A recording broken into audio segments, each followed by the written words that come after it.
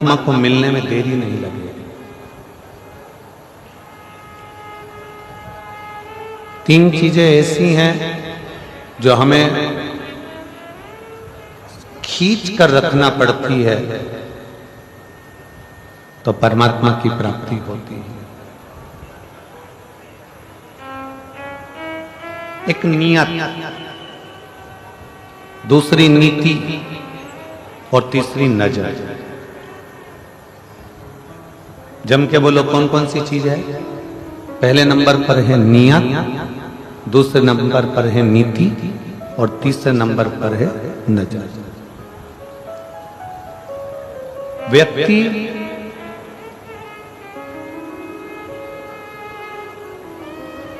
ये 3 चीजों को अगर सुधार ले, नियत, नीति और नजर को, तो समझ लो कि उसको परमात्मा प्राप्त हो गया और उसका जीवन सार्थक हो गया। नियत अच्छी है, नीति अच्छी है, नजर अच्छी है, तो किसी की हिम्मत नहीं है कि आपका कुछ बिगाड़े। किसी की सामर्थ्यता नहीं है कि आपका कुछ बिगाड़े। आप अपनी नियत को अच्छा रखिए, अपनी नीति को अच्छा रखिए और अपनी नजर को अच्छा रखिए। किसकी सामर्थ्यता हो? आप सही नियत से अगर कोई काम कर रहे हो, आप सही नियत से अगर कोई कार्य में लगे हो, तो आपकी वो मेहनत रंग लाएगी। आप सही नीति से काम करोगे तो आपकी मेहनत रंग लाएगी। आप सही नजर से काम करोगे तो आपकी मेहनत रंग लाएगी। नीति, नियत और नजर, ये 3 अगर अच्छी है तो दुनिया का कोई व्यक्ति आपका बाल बांका नहीं कर सकता। आप उन्नति की सीढ़ी पर चढ़ के चले जाओ।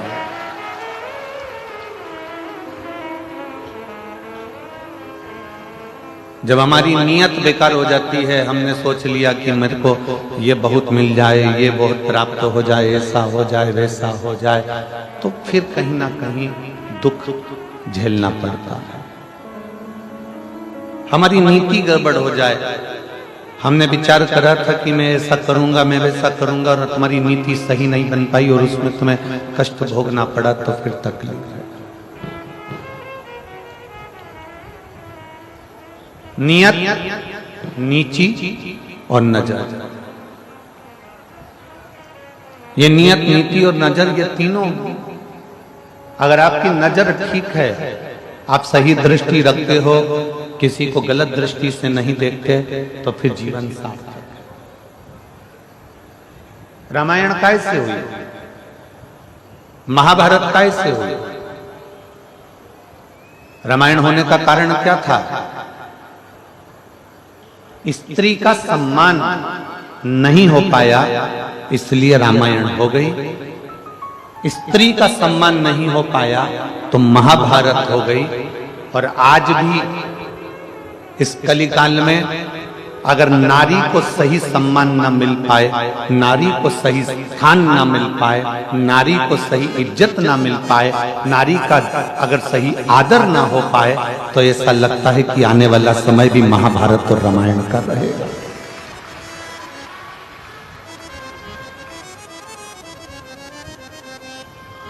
रामायण होने का कारण क्या था? माता सीता को सम्मान नहीं मिला, एक स्त्री को सम्मान नहीं मिला, एक स्त्री को आदर नहीं मिला। महाभारत होने का कारण क्या था? द्रौपदी को सम्मान नहीं मिल पाया, एक स्त्री का आदर नहीं हो पाया, एक स्त्री का सम्मान नहीं हो पाया, एक स्त्री का सत्कार नहीं हो पाया।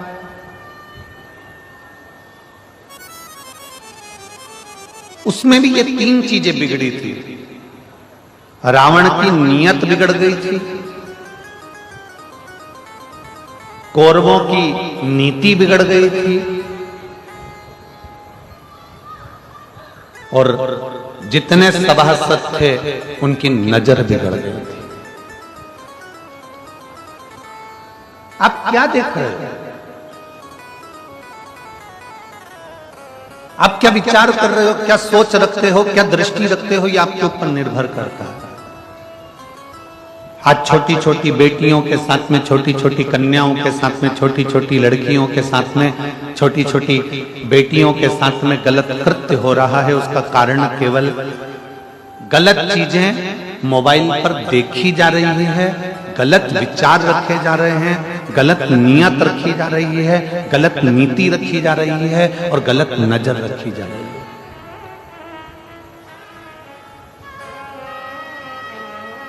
गलत नीति से, गलत नियत से, गलत नजर से ये बेटियों के साथ में हो रहा है।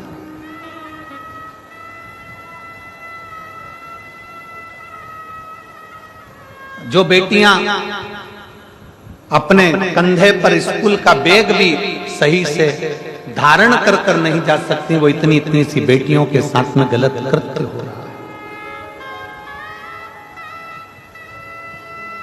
हमने पहले भी एक बार कथा में कहा था, उसके पीछे बहुत बवाल मचा था। हमारी बात का लोग विवाद बहुत जल्दी करते हैं। हमने पहले भी कहा था कि लंका का राजा रावण ने सीता को छुआ था। लंका के राजा रावण ने मां जानकी को छुआ और लंका लेकर गया। तो आज तक दशहरे पर, विजयदशमी पर पूरे भारत की भूमि पर रावण का पुतला जलाया जाता है।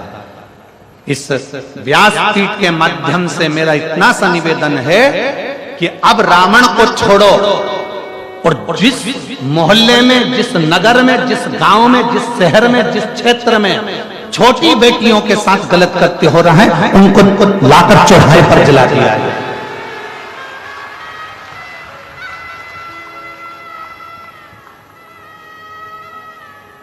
उनको ले जाकर उनके पुतले को नहीं, जो छोटी बेटियों की इज्जत करना भूल गए, जो नारी का सम्मान करना भूल गए, जो स्त्री का आदर करना भूल गए, केवल एक स्त्री के चक्कर में रामायण हुई, केवल एक स्त्री के चक्कर में महाभारत हुई और आने वाला समय भी कोई साधारण नहीं है।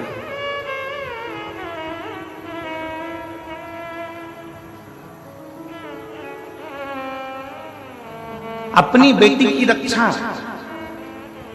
अपने घर की स्त्री की रक्षा अपने को स्वयं करना, स्वयं, कोई दूसरा नहीं करेगा।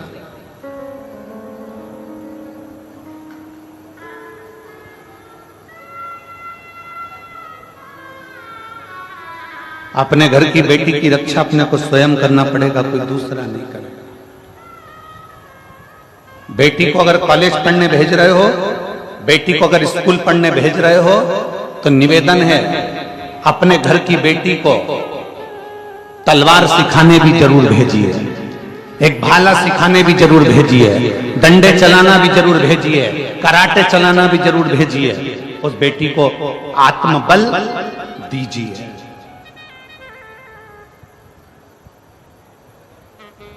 नियत, नीति और नजर, ये बर्बादी की ओर ले जा रही है। कितना सुंदर परिवार है भगवान शंकर का। शिवजी की बेटी अशोक सुंदरी,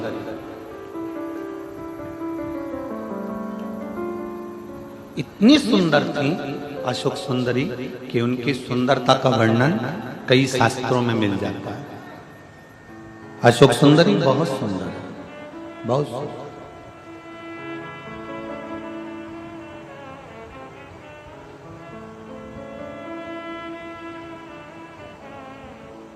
एक असुर राक्षस ने अशोक सुंदरी को देख लिया, बड़ी सुंदर थी, देख ली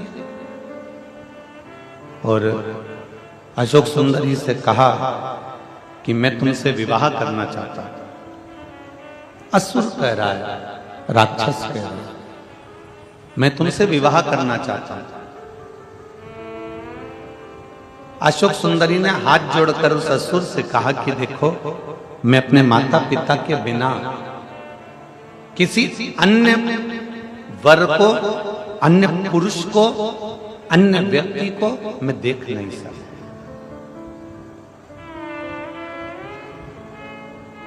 उस असुर ने कहा कि तुम इस वन में घूम रही हो, तुम अपना कार्य कर रही हो, वन में घूम रही हो, तुम इस कार्य में लगी हो, तुम उस कार्य में लगी हो। अशोक सुंदरी ने जो शब्द कहा, भारत की भूमि की एक एक बेटी से मुझे वो शब्द चाहिए। अशोक सुंदरी ने अपना शब्द कहा, सुन असुर, भारत में जन्म लेने वाली एक एक बेटी पढ़ेगी, भारत में जन्म लेने वाली एक एक बेटी आगे बढ़ेगी, भारत में जन्म लेने वाली एक एक बेटी नौकरी भी करेगी, पर भारत में जन्म लेने वाली बेटी आज संकल्प करती है कि शादी अपने मां बाप की इच्छा से करेगी। किसी दूसरे धर्म में प्रवेश कर या दूसरे धर्म के लोभ में या दूसरे धर्म के दिखावे में मैं नहीं जा सकता।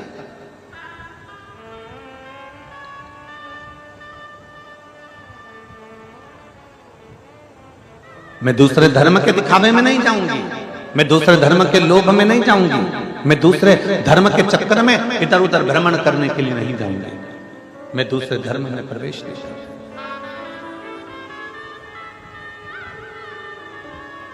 अशोक सुंदरी जैसी प्रबलता चाहिए, शंकर भगवान के बेटी जैसी प्रबलता चाहिए।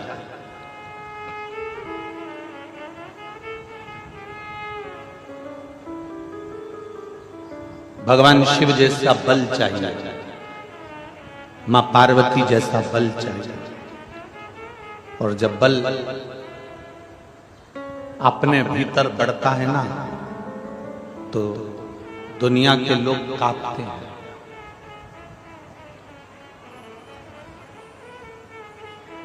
नियत सही रखिए, नीति सही रखिए और नजर सही रखिए। आप में से कई लोग ऐसे हैं, कई माताएं ऐसी हैं, कई मेरे जीजियां बेटी हैं, कई मेरे जीजा बेटे हैं, कई मेरी बेटियां बेटी हैं, कई मेरे बेटा बेटे हैं। मैं अपनी बेटियों को, अपने बेटाओं को, मेरी जीजियों को, मेरे जीजाओं को, मेरी माताओं को धन्यवाद देता हूं कि आप लाखों की संख्या में आए हो, पंडालों में जगह नहीं है, धूप में बैठे हुए हो, छाता लगा लगा कर बैठे हो, पेड़ के नीचे बैठे हो, जहां तुमको जगह मिल जाए तुम वहां बैठे हो। आपसे केवल इतना सा निवेदन है कि यहां जितनी मेरी जीजियां बैठी हैं, जितने मेरे जीजा बैठे हैं, जितनी मेरी बेटियां बैठी हैं, जितने मेरे बेटा बैठे हैं, जैसे तुमने आज तक अपना नियम, अपनी नियत, अपनी नीति और अपनी नजर जैसे आज तक रखी है, शंकर के प्रति शिवालय में जाना, शंकर को जल चढ़ाना, बाकी के कोई फालतू प्रपंच में नहीं पड़ना। शिव जी के मंदिर जाना, झाड़ू लगाना, कोई फालतू प्रपंच में नहीं पड़ना। स्कूल जाना, अपनी विद्या अध्ययन करना, कोई फालतू प्रपंच में नहीं पड़ना। नौकरी पर जाना, अपना कार्य करना, कोई फालतू प्रपंच में नहीं पड़ना। ऐसा हमेशा के लिए बनाकर हमें अपना लक्ष्य चुनना, हमें अपना कार्य करना, हमें अपने लक्ष्य से दूर नहीं होना। हम अपने लक्ष्य से जिस दिन दूर हो जाएंगे, उस दिन हमारे लक्ष्य तक नहीं पहुंच पाएंगे। यहां जितने बेटे बैठे हैं ना, और जितनी बेटियां बैठी हैं, उनसे निवेदन करूंगा, अपनी मेहनत को इतना बढ़ा लो, अपने कर्म को इतना बढ़ा लो, जिस विद्या अध्ययन को कर रहे हो उसको चोग ना बढ़ा लो, इतना पढ़ो कि तुमने जो सोचा है और तुम्हारे माँ बाप ने जो सोचा है, उनका स्वप्न पूरा हो जाए।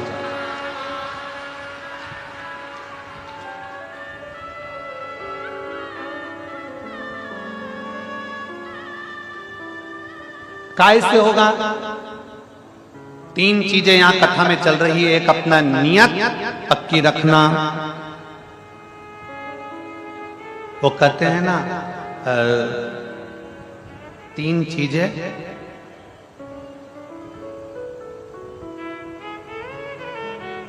बहुत खतरनाक होती हैं। आज आप लोग सब 3 चीज के पीछे पड़े गुरुजी हो। 3 चीजें बड़ी खतरनाक होती है। पहले नंबर पर शनि, दूसरे नंबर पर मनी और तीसरे नंबर पर दुश्मनी। कुंडली में शनि गड़बड़ कर जाता है, मन में मनी गड़बड़ कर जाती है और जीवन में दुश्मनी गड़बड़ कर जाती है।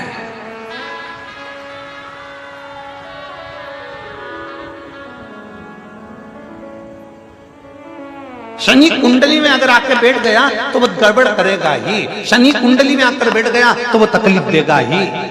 मनी बाहर रहे, मन में ना। मनी पैसा जिस दिन मन में आकर बैठ गया ना, मनी जिस दिन तुम्हारे दिल में आकर बैठ गई, मनी जिस दिन तुम्हारे हृदय में आकर बैठ गई तो तुम्हें बर्बाद कर कर ही छोड़े, बर्बाद कर कर ही छोड़े। और तीसरे नंबर पर है दुश्मनी।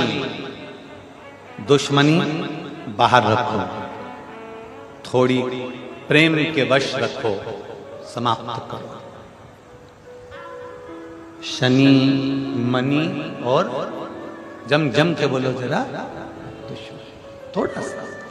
शनि कुंडली में आएगा तो तकलीफ देगा। मनी अगर मन में आकर बैठ गई, लक्ष्मी तुम्हारे मन में आकर बैठ गई, इसलिए कहते हैं लक्ष्मी को धन को तिजोरी में रखो, लक्ष्मी को धन को लाकर में रखो, लक्ष्मी को धन को आपके घर की अलमारी में रखो। लक्ष्मी और धन को, मनी को दिल में मत आने दो। पैसा जिस दिन तुम्हारे मन में आकर बैठ जाता है उस दिन व्यक्ति को पागल कर देता है। पैसा जिस दिन तुम्हारे मन में आकर बैठ जाता है उस दिन से तुम्हें नींद आना बंद हो जाती है। पैसा जिस दिन तुम्हारे मन में आकर बैठ जाता है उस दिन से तुम्हारी जिंदगी नरक सी हो जाती है, क्योंकि तुम कुछ सोच ही नहीं पाते, केवल लक्ष्मी मनी मनी मनी धन धन धन को सोच रहे। शनि मनी और जम के बोलो जरा, दुश्मनी। बचने का प्रयास करिएगा। दुश्मनी जीवन में ना हो, सम्मुखता में ना हो। तुम्हारी देवरानी से, तुम्हारी जेठानी से, तुम्हारे रिश्तेदार से, तुम्हारे नातेदार से, तुम्हारे कुटुंबियों से, तुम्हारे परिवार से, तुम्हारे नगर में, तुम्हारे क्षेत्र में, सब जगह पर तुम्हारा प्रेम जागृत होना चाहिए। प्रेम जागृत होना चाहिए।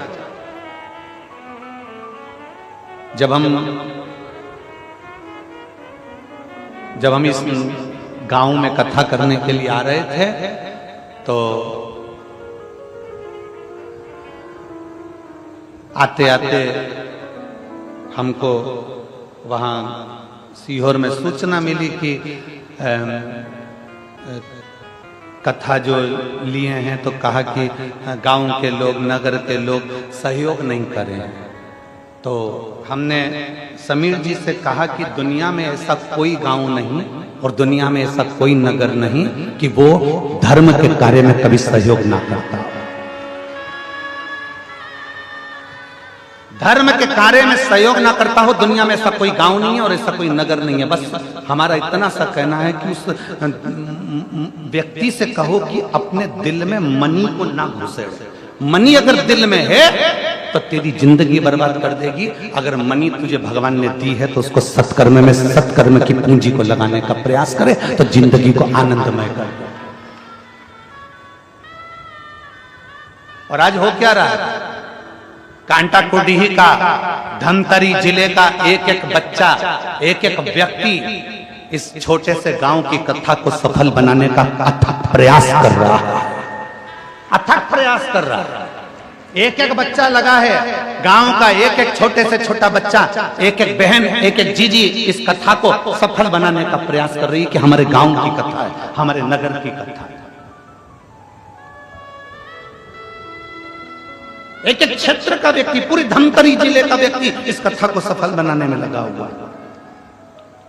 जो इस कथा से नहीं भी जुड़े थे वो भी अब खड़े होकर इस कथा को सफल बनाने का प्रयास कर रहे हैं कि कैसे भी यह कथा किसी भी रूप में सफल हो जाए। सफल मनी, पैसा मन में मत आने दो। अगर ये मनी, ये पैसा तुम्हारे मन में आ गया तो ये तुम्हारी जिंदगी को बर्बाद कर देगा। बर्बाद।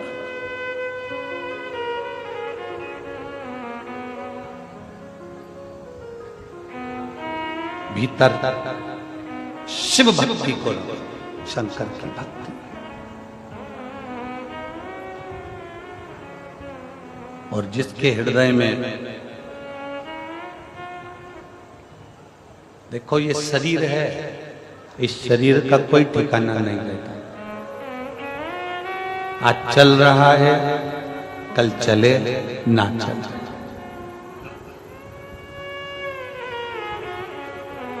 आज मन लगा है, कल लगे ना लगे, कल लगे ना लगे। पूरी जिंदगी ऐसे ही निकल जाती है। बचपन होमवर्क में निकल जाता है। बोलो बोलो, जम के बोलो। बचपन जम के बोलो जरा, होमवर्क में निकल जाता है। जम के बोलो जरा, बचपन होमवर्क में निकल जाता है। जवानी होम लोन में निकल जाती है। और बुढ़ापा अलोम और विलोम में निकल जाता है।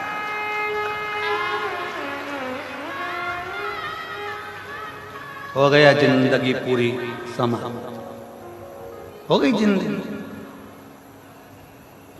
पूरा बचपन निकल गया। होमवर्क कर, होमवर्क कर, होमवर्क कर। माँ कूटे, बाप कूटे, सब कूटे। होमवर्क कर, होमवर्क कर, होमवर्क कर। बचपन निकल गया, जवानी आ गई। मकान बनाना है, क्या करना है? होम लोन ले लो। होम लोन ले लिया, कर्जा चुका, कर्जा चुका, कर्जा कर्जा कर्जा, आखिरी में मर जा। चुका चुका के मर गए। जिस फ्लैट को लोन से खरीदा था उसी में लेट गया, उसी में लेट गया।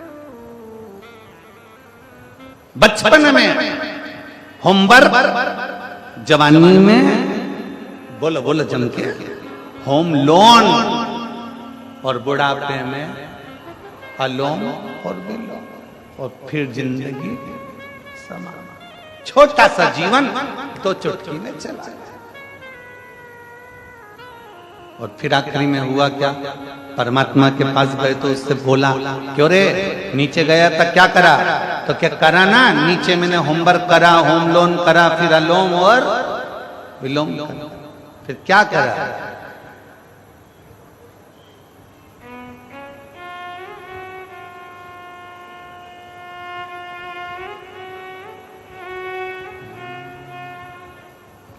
हम तेरी दुनिया में आके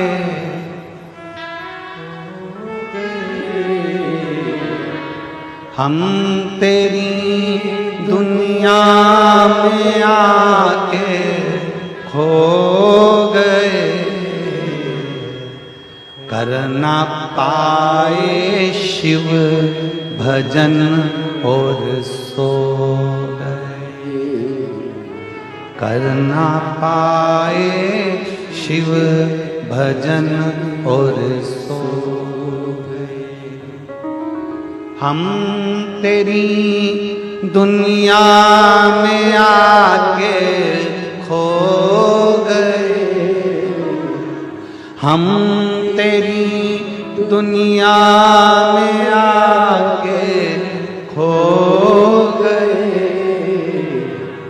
कर ना पाए हरि भजन और सो गए, कर ना पाए शिव भजन और सो गए। हमारा पूरा जीवन हमने ऐसे ही खो दिया, पूरा जीवन।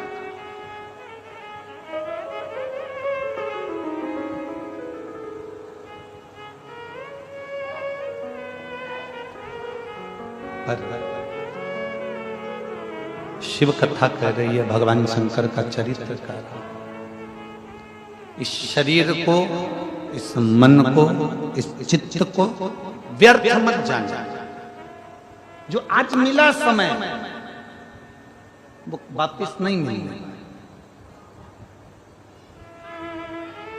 हीरे का हार डबल से खरीद सकते हो, सोने का हार डबल से खरीद सकते हो, गाड़ी बार बार खरीद सकते हो, मकान बार बार बना सकते हो, जमीन दोबारा मंगा सकते हो, कपड़े दोबारा मिल सकते हैं।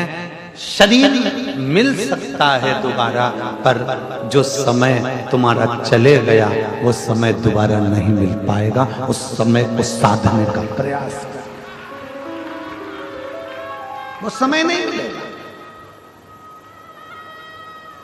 उस समय की पूंजी को पहचान,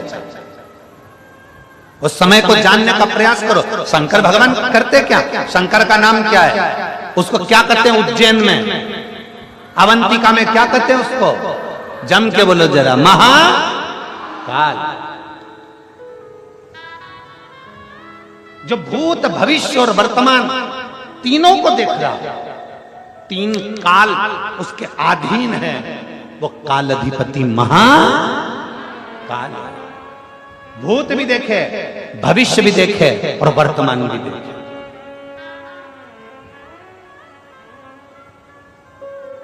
हम शंकर जी को जल क्यों चढ़ाते हैं? हम शंकर भगवान का भजन क्यों करते हैं? क्यों सियोर वाला महाराज पीछा पकड़ के बैठा हुआ है कि शंकर को एक लोटा जल चढ़ाओ, एक लोटा जल चढ़ाओ, एक लोटा जल चढ़ाओ, एक लोटा जल चढ़ाओ? क्यों पीछा पकड़ के बैठा है? उसका कारण है कि भूत भविष्य और वर्तमान एक लोटे जल से शंकर संवार देता है, शिव सुधार देता है। केवल एक लोटा जल सारी समस्या का हल। भूत भविष्य और वर्तमान मेरे शंकर त्रिकालदर्शी। त्रिकालदर्शी का मतलब होता है तीन काल के देखने वाले हैं मेरे शिव। त्रिकालदर्शी मतलब मेरे महाकाल राजा, मेरे शंभो, मेरे शंकर तीन काल देख लेते हैं। भूत भविष्य और वर्तमान तीनों कालों पर उसकी दृष्टि रहती है। इसलिए जल चढ़ाने वाले के ऊपर मेरे शंकर अपनी तीनों निगाह रखते हैं, क्योंकि उसके तीन नेत्र हैं। वो भूतकाल, वो भविष्य काल, वो वर्तमान काल सब देख रहा है। उसको मालूम है इसका पुराना समय कैसे बीता, उसको मालूम है इसकी पुरानी जिंदगी कैसे बीती, इसने कितना पाप करा, कितना पुण्य करा, कितना सत्कर्म करा, क्या करा, उसको मालूम है। उसने भूतकाल देख लिया, उसने भविष्य आगे का भी देख कर रखा उसने कि इसका जीवन क्या है, इसको कितना दुख मिलेगा, कितनी तकलीफ मिलेगी, कितना गाड़ी मिलेगा, कितना बंगला मिलेगा, क्या सुख मिलेगा, उसने ये भी देख कर रखा है। वर्तमान में इसके साथ क्या हो रहा है वो भी उसने देख कर रखा है। इसलिए शिव महापुराण की कथा कहती है, भगवान शंकर की कथा कहती है, वेद व्यास जी कहते हैं शिव पुराण में, एक लोटा जल जब हम चढ़ाते हैं, शंकर के तीन नेत्र हमारा भूत भविष्य और वर्तमान संवार देते हैं, हमारा जीवन संवार देते हैं। उसको काल अधिपति महाकाल कहते हैं, जो कालों को भी साध कर चलता है। उसको काल अधिपति महाकाल कहते हैं। वो अवंतिका नरेश है, वो उज्जैन का नरेश है, वो उज्जैन का राजा है, वो अवंतिका का राजा है। उसको तीन काल का अधिपति महाकाल कहते हैं, क्योंकि भूत भविष्य और वर्तमान मेरे काल अधिपति महाकाल के हाथ में है। जो जान गया काल अधिपति को, वो जान गया। कहीं जाओ मत